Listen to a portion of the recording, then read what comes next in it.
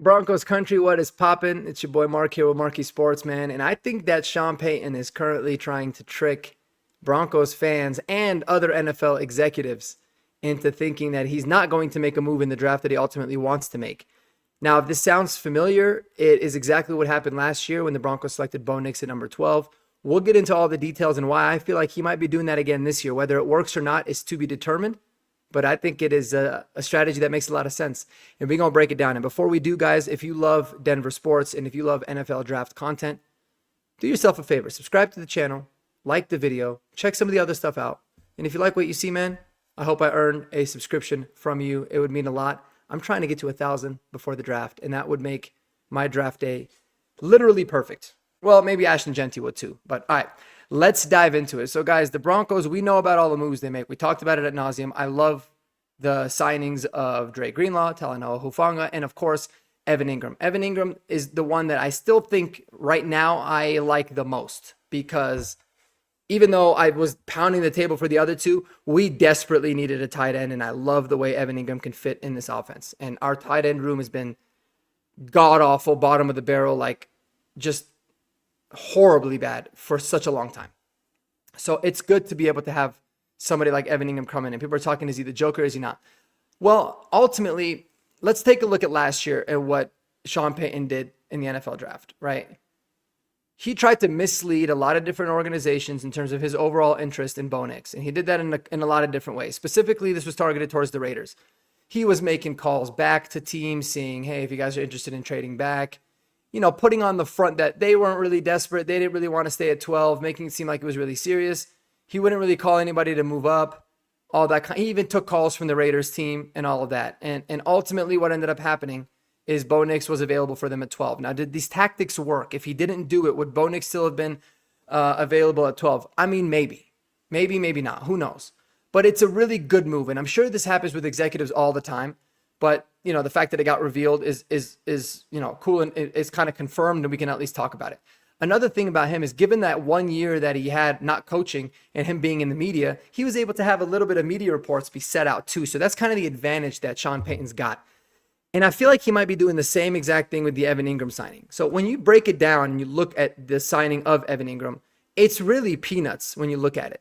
It's a 2-year deal. It's $23 million. 16 and a half of that is guaranteed. You can essentially move on from Evan Engram after this season, and you'd save money on the cap next year. Now, granted, you would carry $9 million in dead cap, but you hypothetically could. I don't anticipate that happening. I think he's definitely going to be here for the 2 years.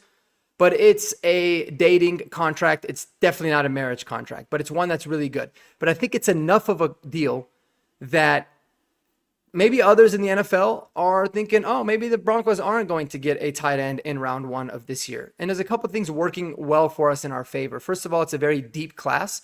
So you can make the argument that, yeah, now we don't need to take a tight end in round 1. You can get a really good one in day 2 or day 3, which is true. So there's that portion of it.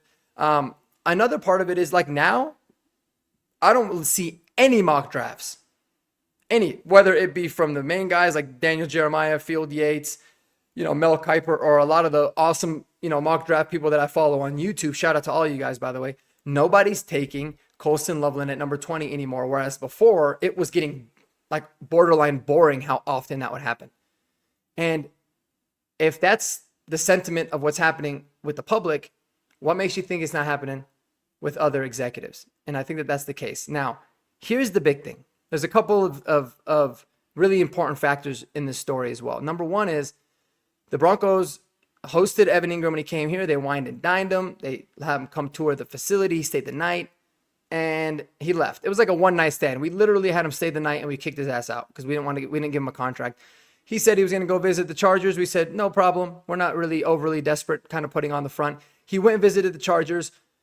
Took a little bit of time to think about it. Ultimately, ended up wanting to play in Denver. We put pen to paper. A pen to paper. Boom. He signs a contract with us. He's there. But why that's important is because now the Chargers are thinking to themselves, all right, Denver wasn't that desperate to get him. We tried to get him. He ultimately chose Denver. Cool. Like, now maybe the Chargers looked at it like that's, we're fine with Denver's picking him because Denver's picking at number 20 and the Chargers are picking at number 22. And if you're a Chargers fan or if you're a Chargers executive and you really want Colston Loveland, if this signing doesn't happen, you know Denver is definitely the team that you got to get ahead of, for sure.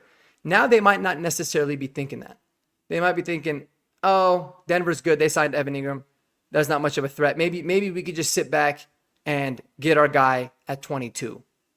You know, because after us, it's the Steelers. Steelers ain't going to take Colston Loveland, right? So it's a part of the draft prospect. And maybe the whole time, Sean Payton was eyeing Colston Loveland or maybe Tyler Warren. And maybe that was the apple of his eye from the beginning. Tyler Warren would make a lot of sense, but the Broncos have to move up, and this entire argument would kind of be irrelevant.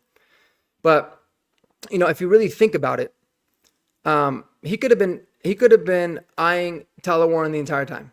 Colston Loveland the entire time. And if they didn't end up getting Evan Engram, but the Chargers did, then it's in a way kind of a win for the Broncos, because now he doesn't have to worry about his division rival jumping ahead of him in the draft to take Colston Loveland. And now the Broncos are sitting on their hands with no tight end at all. And then by getting Evan Engram, it's a great situation because you've really shored up the tight end room, but you could still put on the front that you're not going to get a tight end. You don't appear as much of a threat. And then what ultimately happens? You draft him anyways. And like I said, guys, I mean, we saw this last year with Bo Nix, what he did in the draft, making the calls, talking about trading back and all that. And he can very well be doing the exact same thing now. He could be doing it to, try to get Tyler Warren maybe, or some other tight end also.